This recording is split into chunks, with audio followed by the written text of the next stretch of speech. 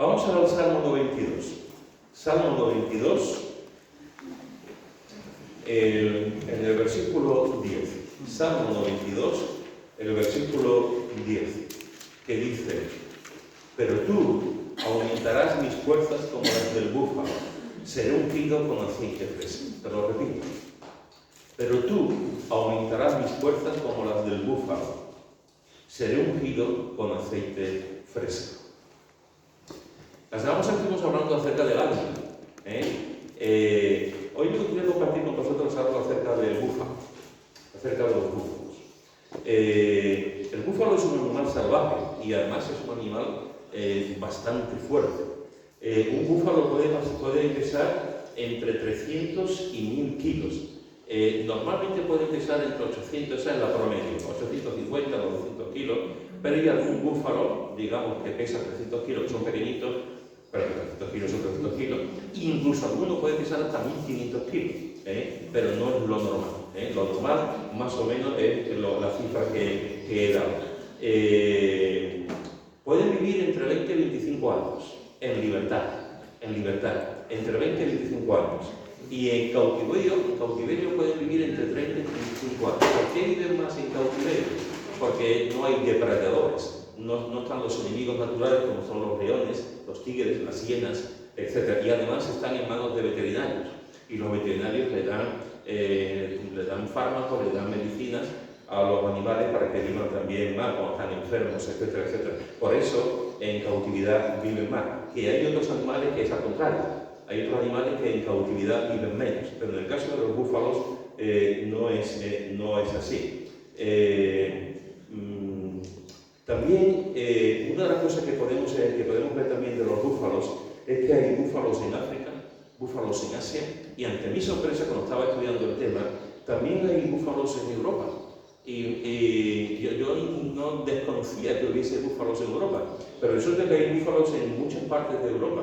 Hay búfalos en Rumanía, hay búfalos en Bulgaria, hay búfalos en Italia, hay búfalos en ciertas partes de Rusia. Es decir, ahí en España se está criando, desde hace unos años para acá, se intenta que haya una población de búfalos también en la parte norte. Así que fijaros que hay mucha inquietud en este tema y en grandes zonas, en grandes sitios existe el búfalo. También está el búfalo en América. En América del Norte. Lo que pasa es que en América del Norte normalmente se le conoce como bisontes, se los conocemos como bisontes. Es de la misma familia, pero son diferentes. A los búfalos, tanto africanos como los búfalos asiáticos, son diferentes también a los bisontes. Los bisontes son un poquito más grandes. Los bisontes tienen una piel más dura que los búfalos que estamos hablando. Y los bisontes, otra peculiaridad que tienen es que los cuernos son más pequeñitos. Los búfalos tienen los cuernos grandes y enroscados. Y pueden tener como un metro y medio. Los cuernos de los bisontes machos son más grandes y las de las búfalas son más pequeñitos, por eso suelen ser también grandes. Es muy triste ver también cómo los colonos norteamericanos prácticamente acabaron con todos los búfalos, o dichos de los bisontes, y lo hicieron no por hambre, lo hicieron para acabar con los indios.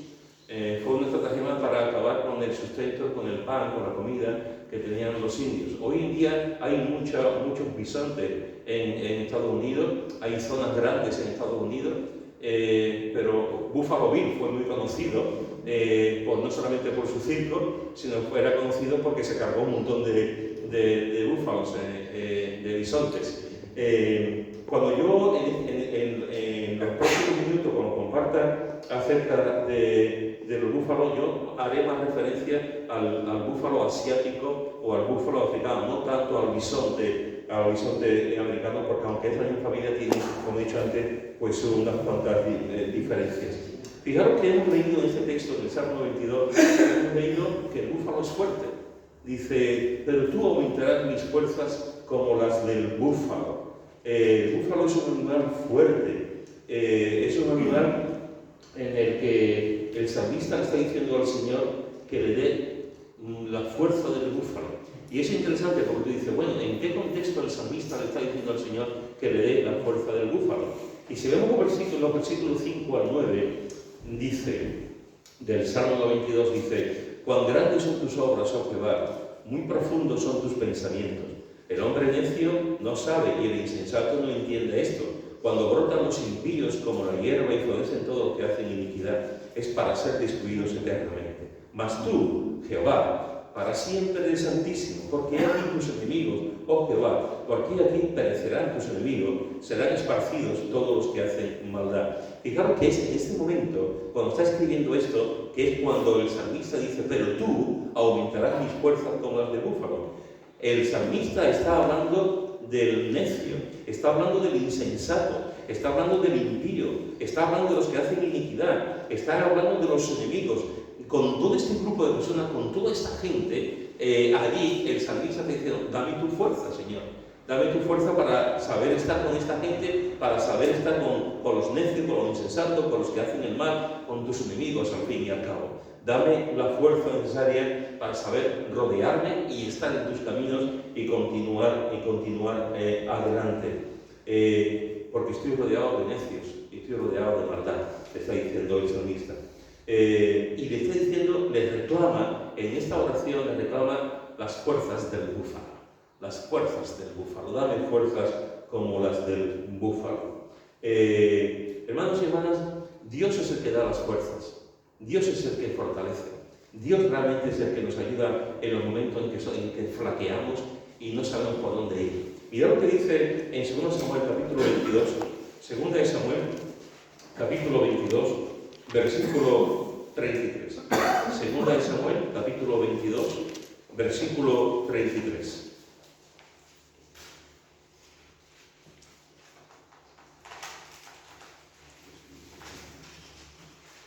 Dice, este es un salmo también, es un salmo de David, aunque no aparece en los salmos, es un salmo de David que tiene mucho que ver con el Salmo 18.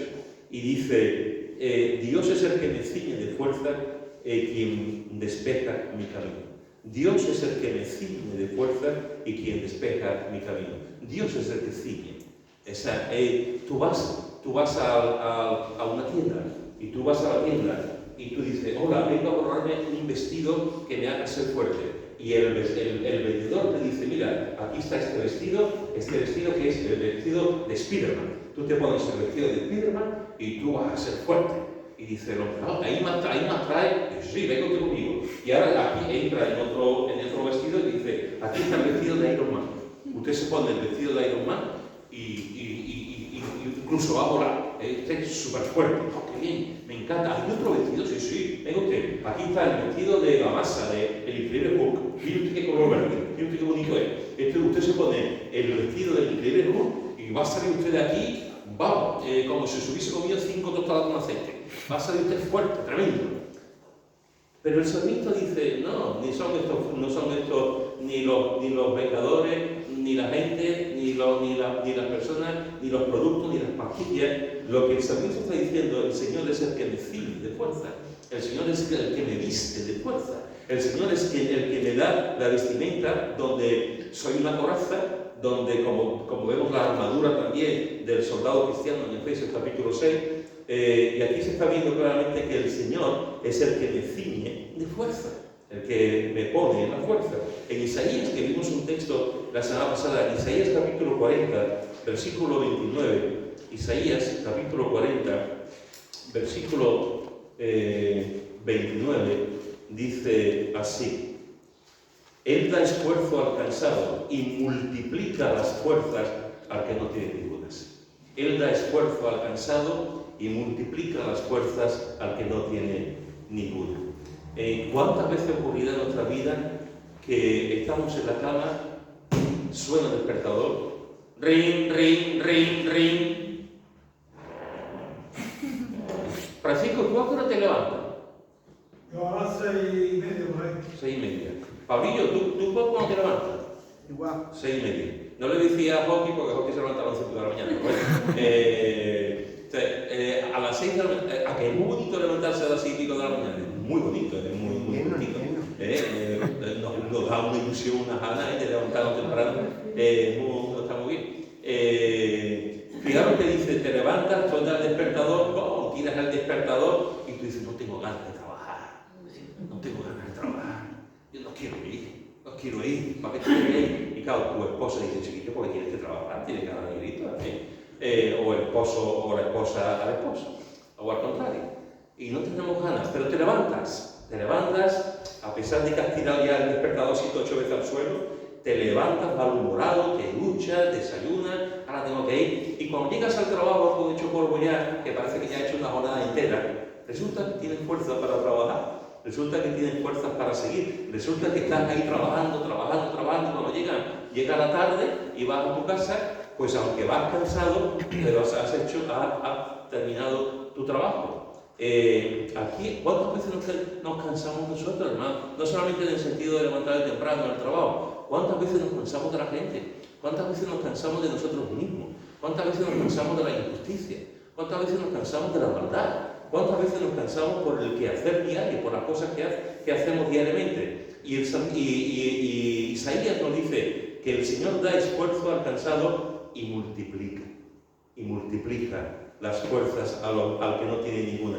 Qué pena que ayer, no sé si alguno de los jóvenes grabaron la canción mientras estaba andando. No grabaron la canción de cansado mientras estaba ahí. Qué pena. Porque estaban hechos polvo ya, con los pies ya quemándole las plantas de los pies, los deportes que estaban rotos. Cansado del camino, cantando, y ellos ahí físicamente cantando, y teniendo un tiempo de comunión preciosa entre ellos, y dando alabanzas al Señor con esa canción, en un momento en el que ellos se encontraban cansados. Qué bueno es que cuando estemos cansados, esa canción o cualquier otra que se nos venga, y que podamos decir, Señor, estoy cansado, pero te canto. Señor, estoy cansado, pero te alabo. Señor, estoy cansado, pero tú me das la fuerza, que es lo que está diciendo aquí Isaías. Multiplica las fuerzas. Multiplica las fuerzas al que no tiene ningunas. Y esto es interesante lo que está diciendo. No dice, multiplica la fuerza al que tiene poco, que lo podía haber dicho. Multiplica la fuerza al que tiene un 10%. No, dice el que multiplica la fuerza al que ya está extenuado, al que ya no puede más, al que se le ha acabado el vigor, el que ya no tiene fuerza por ningún lado. A ese, al que no tiene ninguna fuerza, el Señor le dice, yo te multiplico la fuerza. Yo te multiplico la fuerza. El Señor, hermano, nos viste de fuerza. El Señor es el que multiplica la fuerza.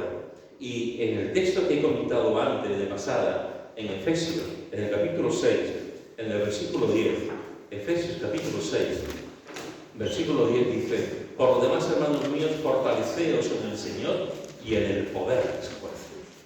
Fortaleceos en el Señor y en el poder de su fuerza. Así que fijaros que la palabra de Dios nos dice que tenemos que pedirle al Señor que nos dé la fuerza, porque Él es el que da la fuerza. No lo da la gente, no lo dan los demás, no lo dan. El que da la fuerza realmente es el Señor. Cuando vemos la palabra, encontramos varios ejemplos de hombres búfalo, de mujeres búfalo, que tuvieron la fuerza del Señor. Mirad lo que dice en Deuteronomio, capítulo 34, versículo 7. Deuteronomio, capítulo 34, versículo 7. Dice, Deuteronomio 34, versículo 7, dice así. Era Moisés de edad de 120 años cuando murió. Sus ojos nunca se oscurecieron ni perdió su vigor.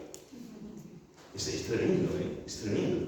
Que yo sepa, Moisés no iba a una escuela, a un gimnasio, que yo sepa. Que yo sepa, Moisés no hacía musculatura, que yo sepa.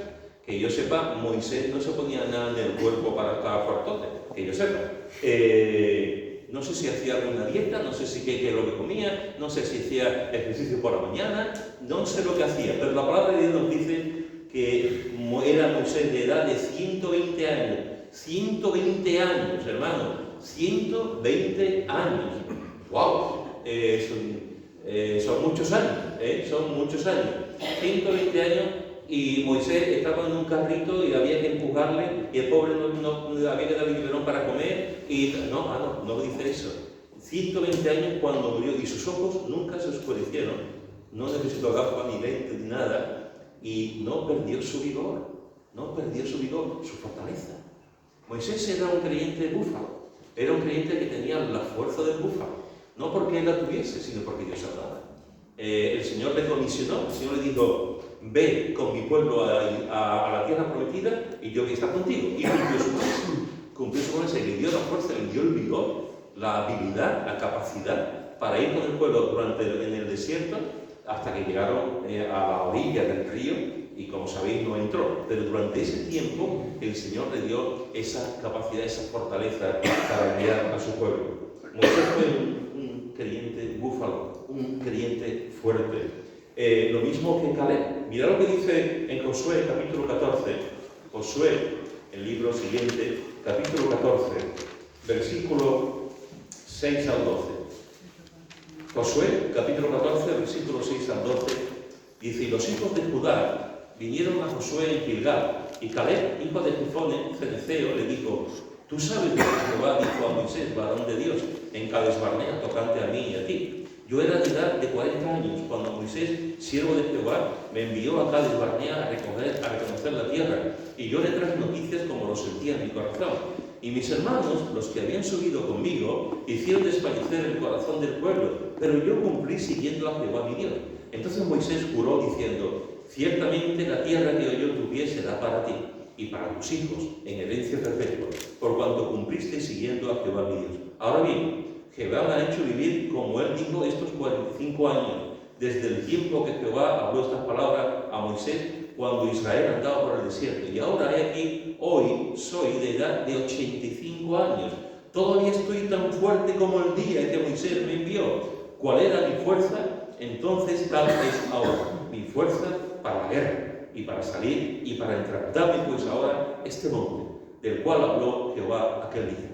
Porque tú oíste en aquel día que los anaceos están allí y que hay ciudades grandes y fortificadas. Quizá Jehová estará conmigo y los echaré como Jehová ha dicho. ¿Recordáis el episodio? ¿Recordáis a los 12 espías que llegan a la tierra de Canaán? El Moisés delega a esos 12 espías que van a hacer una labor de espionaje, de ver cómo eran los habitantes de Canaán, y están allí un montón de tiempo, se llevan allí semanas, y cuando regresan de ver la ciudad, Moisés y la gente, los príncipes de las tribus, y la gente dice: ¿Qué ha ocurrido? ¿Qué ha pasado? Y Caleb y Josué dicen: podemos entrar, es una tierra de gigante, es verdad, pero más podemos nosotros, que tenemos a Dios. Dios está con nosotros y podemos entrar y conquistar aquella tierra. Y los otros espías, los 10, dijeron: no podemos entrar, son gente muy grande, son gente muy fiera, son gente muy fuerte, y son gente guerrera, no podemos entrar. Y desanimaron a toda todo el pueblo, literalmente, le quitaron las ganas de entrar. Dos hombres dijeron podemos y 10 dijeron no podemos. Y la gente pensó, más en lo que dijeron que no, estuvo de acuerdo con lo que dijeron y no entraron, y se llevaron dando vueltas por allí un montón de años porque no entraron la primera vez, como habían dicho Josué y Caleb. Y Moisés le dice a Caleb después: no te preocupes, Caleb, no te preocupes. Cuando entremos, esta parte de la tierra va a ser tuya. Entraron en la tierra. Toda esa generación no entró, pero Caleb entró y Josué también entró, porque tuvieron fe y Dios recompensó su fe. Y llega un momento que ahora el líder del pueblo ya no es Moisés, porque Moisés ha ido con el Señor. Ahora el líder del pueblo es su compañero Josué. Y le dice: ¿tú te acuerdas lo que Moisés me dijo? ¿Tú te acuerdas que Moisés me dijo que yo iba a tener mi casa, mi hogar, mi sitio en esta tierra? Han pasado un montón de años y ahora tengo 85 años. Ya es hora de tener el sitio. Y de hecho, solo si seguís leyendo el texto, vemos como Caleb va y conquista esa tierra y se la apropia. 85 años. Y dice: todavía estoy tan fuerte como el día que Moisés me envió. ¿Cuál era mi fuerza entonces? Tal es ahora mi fuerza para la guerra. 85 años. Moisés tenía 120 años, Caleb 85 años. Otro búfalo, otro creyente búfalo. Yo tengo 85 años y a mí ni se me ocurre ir a querer una casa. Yo tengo 85 años y a mí ni se me ocurre ir a Alcalá del Río a compartir el Evangelio. Yo tengo 85 años y lo que yo quiero tranquilamente, lo que me da el cuerpo es estar en mi casita, en la butaca, leyendo algún libro, sí que puedo leerlo, y alguna cosita así. A mí con 85 años no se me ocurre levantarme y empezar a dar vueltas alrededor y correr y hacer. Yo me va a dar con 85 años, pero él sí. Él era fuerte, porque el Señor también le daba las fuerzas. Hermano, a veces pensamos que el cumplir año es otro año más. Para algunos el cumplir año es un pésame. En vez de decir feliz cumpleaños, tiene que decirle, hijo, lo siento mucho, lo siento, tómate una tila, tómate un té, lo siento que sea tu cumpleaños, venga, vamos a hacerlo, no te voy a regalar nada. Te vas a entrar en una depresión, pero ya está. Para algunos cumplir años es tremendo, ¿no? Cuando debía ser algo bonito, algo precioso, porque es un año más de vida que Dios nos da. Es un año más de gozarnos con Él, con la familia que Dios nos ha dado, con los amigos, con seguir sirviéndole, adorándole, ¿no? A veces la edad la tenemos aquí, y tenemos también las ganas aquí, y el deseo de no hacer nada también lo tenemos aquí. Caleb quería tener su casa, su heredad. Y el Señor se la concedió con 85 años. 2 hombres ya mayores y 2 hombres que tenían la fuerza del búfalo, esa fuerza que el Señor les dio. Pablo también era un creyente con la fuerza del búfalo. Mirad lo que dice en 2 Timoteo, capítulo 4, versículos 16 y 17. 2 Timoteo, capítulo 4, versículos 16 y 17 dice: en mi primera defensa ninguno estuvo a mi lado, sino que todos me desampararon, no les he tomado en cuenta. Pero el Señor estuvo a mi lado y me dio fuerzas para que por mí fuese cumplida la predicación y que todos los gentiles oyesen. Fijaros que aquí encontramos la última carta de Timoteo. Es verdad que en nuestras Biblias aparece la última carta a Tito, pero Tito no fue la última fue en 2 Timoteo. Y aquí hace su legado y está escribiendo. Ya no se le va a volver a oír, no va a volver a escribir. Y Pablo se está despidiendo. Pablo sabe lo que viene. Pablo sabe que lo que va a venir es la muerte. Pablo sabe que lo van a matar y en poco tiempo de escribir esta carta lo mataron. Pablo sabe que va a ir ante un juicio romano y en ese juicio romano le van a decir que es culpable. Culpable de seguir a un tal Jesús, culpable de quebrantar las leyes judías, culpable de no someterse a la autoridad romana. Y lo van a matar. Y él está en una situación en la que nos dice que en mi primera defensa ninguno estuvo a mi lado. Pablo era un hombre de equipo. Pablo era un hombre que invirtió en mucha gente. Pablo le encantaban los jóvenes. Pablo fue padre espiritual de Timoteo, fue padre espiritual de Tito, fue padre espiritual de los tesalonicenses, fue padre espiritual de los corintios. Fue un hombre que supo aglutinar, que contaba con la gente, que contaba con los jóvenes, que amaba el trabajo. Un hombre que fue de aquí para allá y que trabajaba con matrimonios, trabajaba con adultos. Un hombre que se rodeó de mucha gente, que mucha gente tiene que estar agradecida porque Pablo había trabajado con ellos, porque había confiado en ellos, porque le había dicho, confío en ti, y había trabajado, y les había instruido, y les había enseñado. Y ahora, en el último momento de su vida, en el último suspiro de su vida, se encuentra solo, y va a juicio, y está allí con las autoridades romanas, va a aquel lugar, al juicio, y mira, allí si están sus amigos, si están sus compañeros, si están sus hermanos en la fe, Timoteo, Tito, Demas. Bueno, Demas lo desamparó, ese es otro. Pero no encuentra a nadie. No está allí nadie, ninguno de su gente, ninguno de sus compañeros estaba allí. Está mirando, a ver si hay alguno que me anime, que sonría, que diga que estamos orando por ti. Pero está solo en el juicio. No hay nadie, ni por la calle lo han acompañado, ni han ido a su casa antes de que salga, o en la cárcel que saliera. No, llega allí y está solo. Está solo. En mi primera defensa, ninguno estuvo a mi lado. Y había mucha gente que lo conocía, y muchas iglesias que lo conocían, y mucha gente que estaban sirviendo al Señor porque Él les dio la oportunidad de servir al Señor. Pero estaba allí. Y fijaros que dice qué tristeza, todos me desampararon, todos me desampararon. En la hora más importante de mi vida, en el momento más importante de mi vida, todos me desampararon. Me recuerda a Jesús. Me recuerda a Jesús que hubo un momento en que también dijo, todos me han abandonado, todos me desampararon. Jesús se quedó solo en la cruz. Y Pablo podía haber dicho, ninguno estuvo a mi lado, sino que todos me desampararon. ¡Maldito sea! Lo podía haber dicho. Todos me desampararon.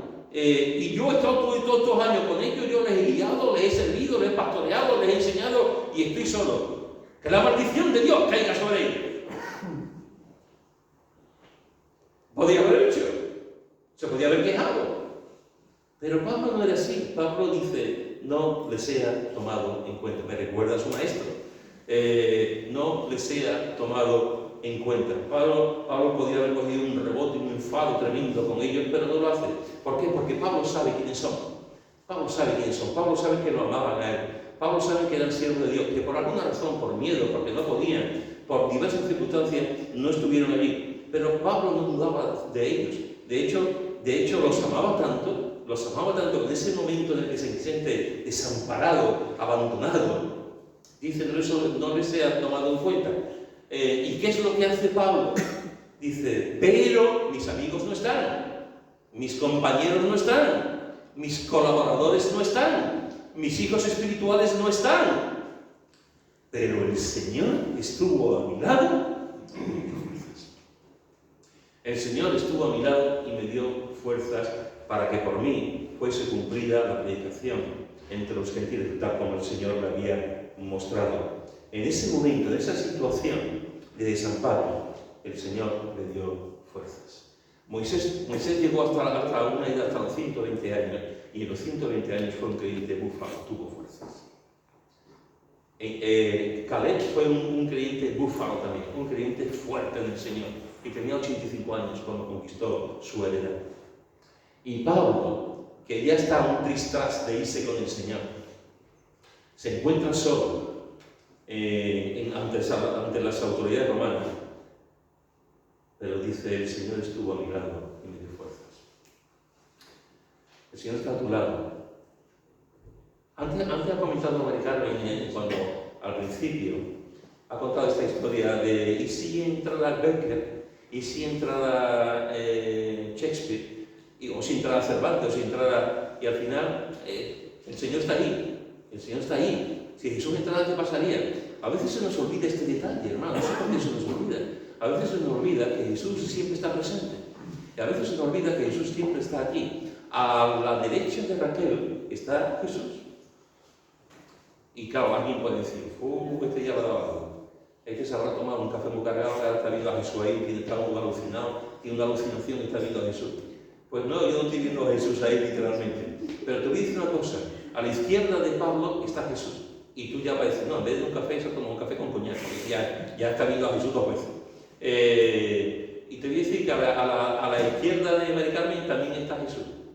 En la fila detrás de Mari Carmen es un poco complicado porque está todo a tope, pero bueno, está todo... Jesús está aquí, siempre está. Es una promesa suya. Yo estoy con vosotros todos los días de vuestra vida. Es una promesa suya y yo creo en esa promesa. Jesús está aquí porque Él dice, donde estéis dos o tres reunidos, allí estaré yo. Y aquí ya vemos por lo menos 20 millones. Donde hay 2 o 3 reunidos, allí estoy yo. Si el Señor está aquí contigo, si está con nosotros, si es el primero que entra y el último que sale, como decía alguien, una cosa que también tengo muy clara, es que cuando no podemos, cuando estamos hechos polvo, cuando tiramos el despertador y nos quejamos o decimos, estoy hecho polvo, estoy cansado, no puedo más, el Señor que está a tu lado es el que te da la fuerza. El Señor que está a tu lado es el que te da la fuerza. Como se lo dio a Pablo, en ese momento el Señor estuvo a mi lado. Y no solamente estuvo a su lado, porque se puede estar al lado de alguien sin ayudar. El Señor podía estar al lado de Pablo y decir, hola Pablo, ¿qué tal? ¿Cómo estás? Y Pablo decía, Señor, que estoy hecho polvo, ayúdame. No, que estoy contigo, no, que no te preocupes, que estoy contigo. Cuéntame algo, ¿qué has comido hoy? ayúdame, estoy mal. Podía haberse estado al lado, pero no solamente estuvo al lado, es que le dio fuerzas. Es que le dio fuerzas. Bienaventurados los creyentes que se ponen al lado de los demás y les dan fuerzas. Bienaventurados los creyentes que dan palabras de ánimo a los que están deprimidos. Bienaventurados los creyentes que abrazan a los que están hechos polvo. Bienaventurados los creyentes que no echan sermones, sino que quieren y aman. Bienaventurados los creyentes que dan fuerzas a los demás que estamos caídos. Porque eso es lo que nos enseña nuestro Maestro, eso es lo que nos dice la palabra. Pablo estuvo en una situación muy complicada. El Señor sabía dos cosas muy claramente. El Señor está conmigo. El Señor está conmigo. Y también sé una segunda cosa, que el Señor me fortalece. Que el Señor me fortalece. En la penumbra de la noche, en la cama de un hospital, al lado de un enfermo en la cama, el Señor fortalece. El Señor fortalece. Cuando te echan del trabajo y no tienes dinero, y pasan los meses y no encuentras trabajo, el Señor fortalece. El Señor fortalece. Cuando estás pasando por una depresión, y no tienes que ser muy carnal para pasar una depresión, hay personas muy espirituales que han pasado depresión. Cuando tú estás pasando por una depresión, el Señor te fortalece. Cuando tú estás en un estado de ánimo completamente abatido y nada más que ver lo negro, el Señor te fortalece. Y lo tenemos que confiar, lo tenemos que creer, lo tenemos que... Es una promesa suya, hermanos. Y los creyentes búfalos, aquellos que son fuertes, no son fuertes por ellos mismos, no son fuertes por su propia capacidad, son fuertes porque el Señor le da la fortaleza. Fijaros que una cosa también interesante que dice en el versículo 10 del Salmo 92, dice, pero tú aumentarás mis fuerzas como las del búfalo, seré ungido con aceite fresco.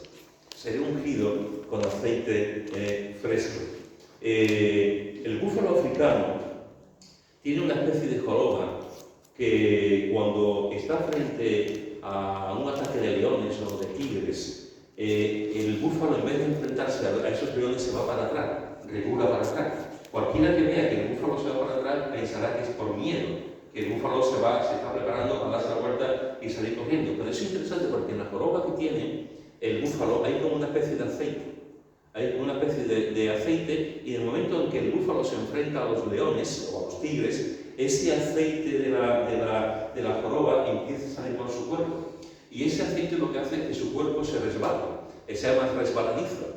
Y cuando con las garras de los leones, o las garras de los tigres, le cuesta más agarrarlo porque el cuerpo se recubre de ese aceite que lo hace más difícil, porque se resbala las garras. Es interesante este aspecto, ese arma que Dios le ha dado también al búfalo. Nosotros tenemos también otro arma. No, he dicho una barbaridad, no tenemos otra arma. Tenemos a Dios, tenemos el Espíritu Santo. Nosotros tenemos la fuerza del búfalo y tenemos ese aceite, que es el aceite de la unción del Espíritu Santo. Cuando estamos rodeados de leones o de enemigos, estamos rodeados de gente, el Espíritu Santo nos da la fuerza para seguir adelante, y el Espíritu Santo es el que nos da el poder para vencer, para luchar contra los enemigos que tenemos. Nosotros, hermanos y hermanas, tenemos la unción del Espíritu Santo. Tenemos la unción. Tú y yo, cuando creímos, tenemos al Espíritu Santo, a la persona maravillosa de la Trinidad, tenemos a Dios mismo morando entre nosotros. Y tenemos en los momentos de debilidad, el Espíritu Santo nos ayuda. En los momentos de cansancio, el Espíritu Santo nos ayuda. En los momentos en donde no entendemos, el Espíritu Santo nos ayuda. Porque el Espíritu Santo tenemos el aceite de la unción. Estamos ungidos con el Espíritu Santo. Y ante nuestros enemigos, el Espíritu Santo se despliega en todos nosotros como la vestidura de Adán. Se despliega el aceite y nos enfrentamos ante las situaciones y tenemos el poder del Espíritu Santo.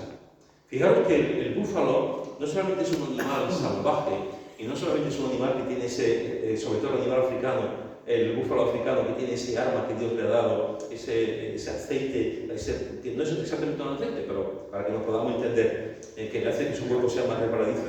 También nos dice la Escritura que el búfalo es un animal salvaje.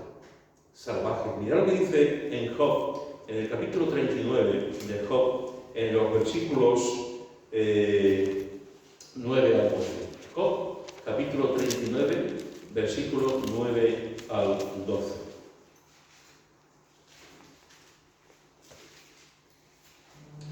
Dice: ¿Querrá el búfalo servirte a ti o quedar en tu pesebre?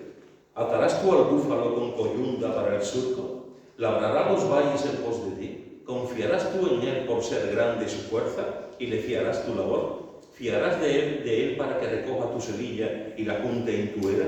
La semana pasada vimos cómo el Señor en estos capítulos 38 y 39 le hace una serie de preguntas a Job. La semana pasada vimos que hizo una serie de preguntas también con respecto al águila. Y ahora le está diciendo el Señor directamente en conversación con su siervo Job, le dice: ¿querrá el búfalo servirte a ti? ¿Querrá el búfalo quedarse en un pesebre? ¿Atarás tú al búfalo con coyunda para el surco? Es imposible, porque los búfalos son unos animales salvajes. Cuesta mucho domesticarlos, se les domestica, pero cuesta mucho domesticarlo. La naturaleza del búfalo no es dócil, es una naturaleza salvaje. No quiere que se le ponga yugo como los caballos salvajes, no quiere que se le ponga encima un vaquero para que lo dome. El búfalo no quiere un yugo para arar, porque es un animal salvaje por naturaleza.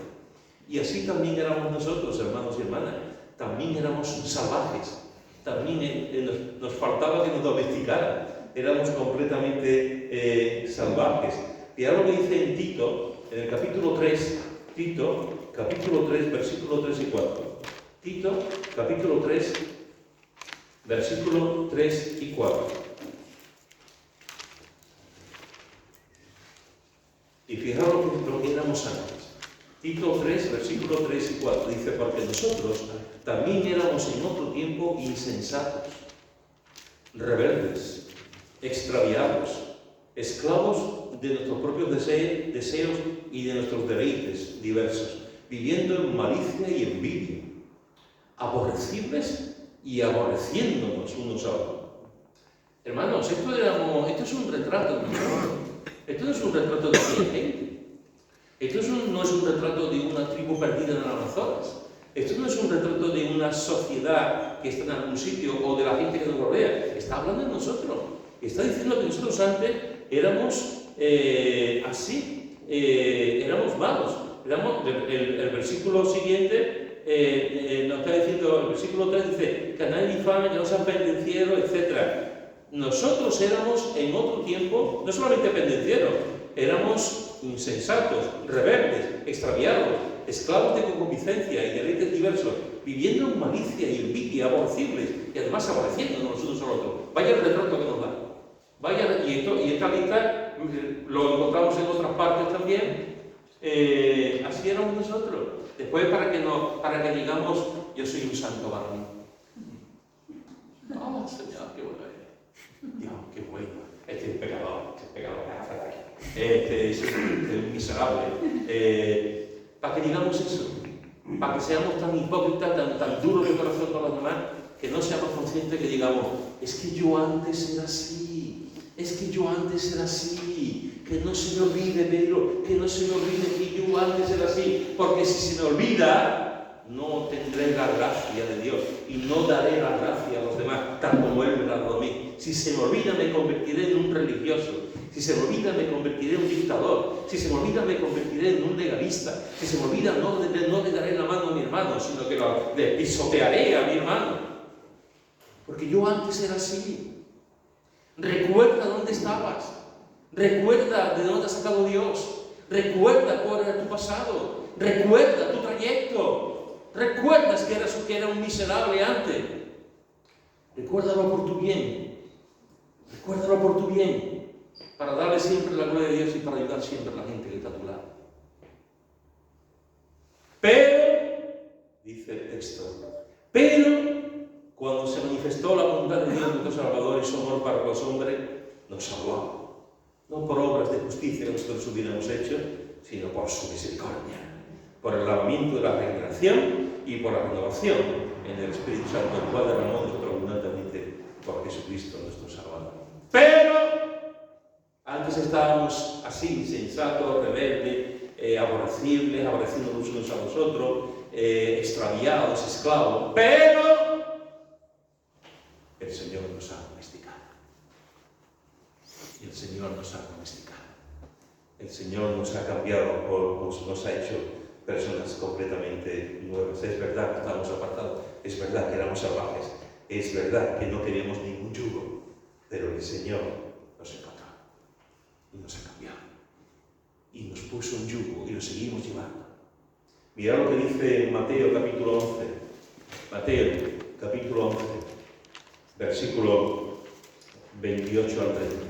Mateo capítulo 11, un texto muy conocido, versículo 28 al 30.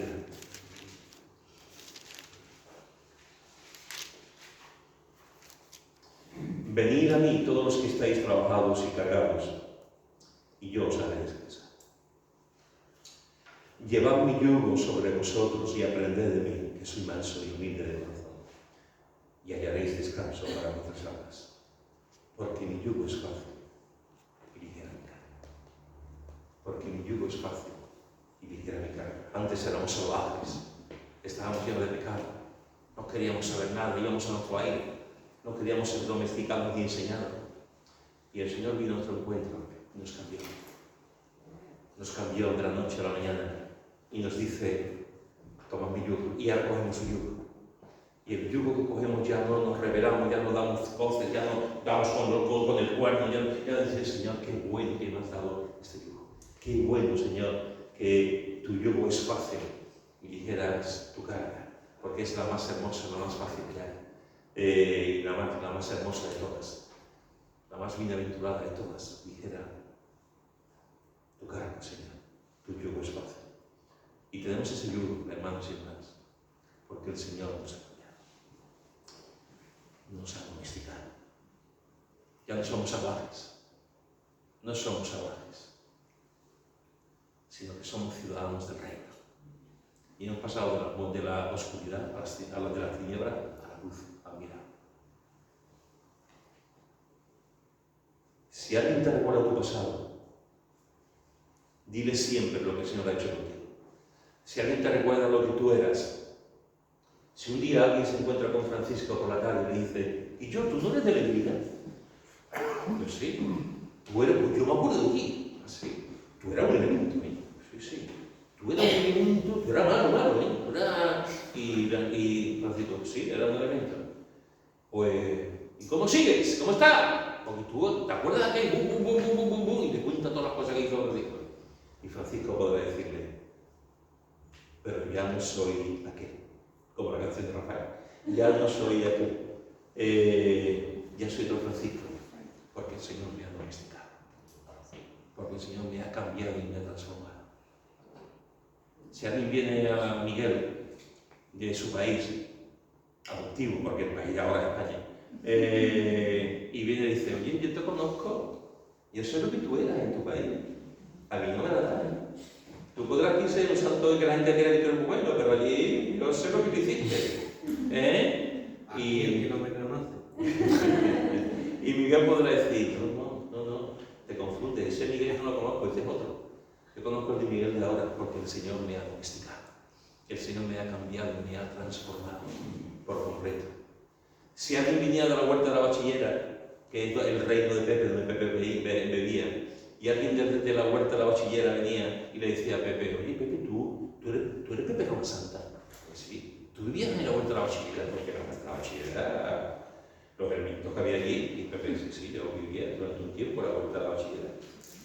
Y yo, pues yo recuerdo que estuve en la huerta de la bachillera aquí, y Pepe dijo, no te confundas, el Pepe de la huerta de la bachillera es otro, yo soy otro, porque el Señor me ha domesticado, me ha cambiado. Estamos en las manos del Señor y somos dóciles. Ya no somos salvajes, hermanos. No somos salvajes, porque el Señor ha puesto su mano y nos ha cambiado. Te he dicho en esta tarde que el búfalo es un animal salvaje. Te he puesto algunos ejemplos de creyentes búfalo. Te he dicho en esta tarde que el búfalo es un animal salvaje. Y te he dicho que el Señor es el que hace en nosotros los cambios y nos domestica. Y voy a terminar con esto. El búfalo es un animal gregario. El búfalo es un animal gregario. El búfalo no vive solo. El águila vive solo, como vive con su pareja. Pero el búfalo vive y se mueve en manadas. Se vive, algunas de las manadas, con mínimo son 10 búfalos los que se juntan. A veces puede haber grupos de 20, 25, 30, incluso si hacen grandes migraciones, pueden estar incluso 100 y pico de búfalos. Pero normalmente se juntan entre 10 y 20, que viven en manadas. Y esto es importante, no es un animal que le guste estar solo. De hecho, cuando un búfalo, por lo que sea, porque se ha roto una pata, porque quiere averiguar algo, porque es pequeñito, todavía no acaba de saber la importancia de estar junto con la manada. Cuando un búfalo se extravía, enseguida aparecen los leones y las hienas y los tigres, enseguida aparecen, porque se ha quedado solo. Cuando los búfalos están juntos, es muy difícil que les ataquen, porque juntos son una fuerza tremenda. Entonces, los búfalos salen en manada, están en manada. Son animales que les gusta estar juntos porque su vida depende de ello.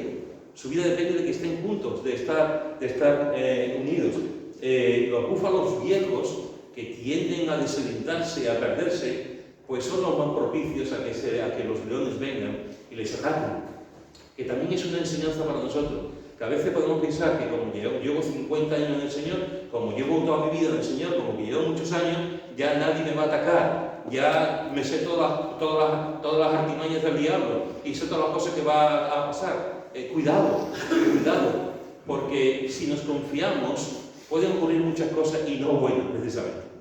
La Iglesia está para protegernos, la Iglesia está para darnos unidad. Cuando estamos en la manada de la Iglesia, estamos juntos luchando y nos protegemos, y nos animamos, y nos queremos y nos apreciamos los unos a los otros. Y el peligro es menor cuando estamos juntos, unidos.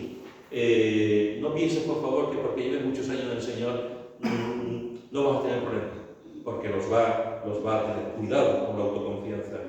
El búfalo busca la unidad. Les encanta estar juntos, porque como he dicho, saben que su vida significa que estén juntos, la importancia de estar juntos. Y saben que solitariamente ir por solos, ir en soledad no les va a beneficiar. Les gusta estar juntos, la unidad. El Salmo 133, en el versículo 1, que no lo conoce nadie, ¿qué es lo que dice el Salmo 133, versículo 1? Mirad cuán bueno y cuán delicioso es habitar los hermanos juntos en desunión. Peleándose, golpeándose, tampoco dice eso. En armonía, los hermanos juntos.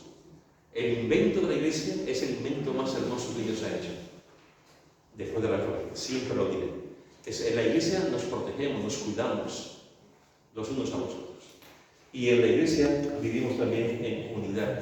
Seamos búfalos en ese sentido, seamos creyentes gregarios, busquemos la manada, busquemos la Iglesia, no vayamos por libre, porque será más fácil para el enemigo y para nuestros propios deseos, para nuestra propia carnalidad, será más fácil que caigamos o que abundemos en el pecado. Los búfalos se sienten protegidos al estar en la manada. Nosotros también tenemos enemigos, Los búfalos tienen sus enemigos, sus depredadores. Nosotros también tenemos nuestros enemigos y tenemos que estar unidos. Tenemos que estar juntos. En Hebreos, con esto voy a terminar, en Hebreos, en el capítulo 10, en otro texto muy conocido, Hebreos capítulo 10, versículo 23 al 25, nos dice lo siguiente. Hebreos capítulo 10, versículo 23 al 25, dice: mantengamos firme sin fluctuar la profesión de nuestra esperanza, porque fiel es el que promete. Y considerémonos unos a otros para estimularnos al amor y a las buenas obras, no dejando de congregarnos como algunos tienen por costumbre, sino exhortándonos, y tanto más cuanto veis que aquel día se acerca. No dejando de congregarnos, sino como tenían por costumbre ya en aquella época, sino exhortándonos, mantengámonos firmes, considerémonos los unos a los otros, estimulémonos al amor y a las buenas obras, exhortémonos los unos a los otros, y más cuando vemos que el Señor se va a acercar, y no dejemos de congregarnos como algunos tienen por costumbre. Hermanos, busquemos la manada. Busquemos la manada. Busquemos estar juntos, protegidos y cuidándonos los unos a los otros. Y no dejando de asistir, de venir a la iglesia. Seamos búfalos. Seamos búfalos. Seamos creyentes búfalos. Y si no tenemos fuerza, pidamos al Señor que nos dé la fuerza para continuar adelante. Seamos búfalos que demos la gloria a Dios porque Él nos ha cambiado, porque no somos salvajes, sino que nos ha domesticado y llevamos el yugo de Cristo. Es un yugo fácil como la pluma de llevar. Y el búfalo es gregario. Amemos la unidad, amemos la iglesia, amemos estar los unos con los otros y deseemos también estar los unos con los otros. Que Dios nos ayude, nos bendiga. Y a partir de ahora ya sabes, tú no eres Olivia, eres un búfalo. Tú no eres Susana, eres un búfalo.